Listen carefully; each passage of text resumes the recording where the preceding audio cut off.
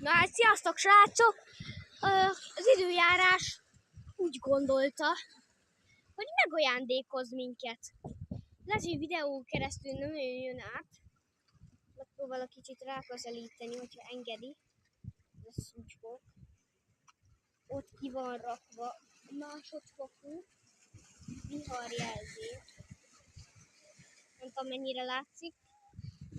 Ez a telefon nem a jó minőségéről híres, jó minőségi kamerájáról híres. De igen, nagyon hullámzik.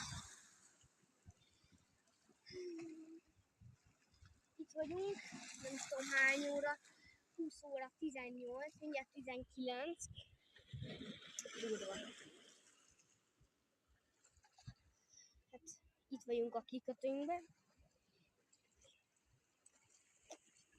Egy készülő, hogy itt van.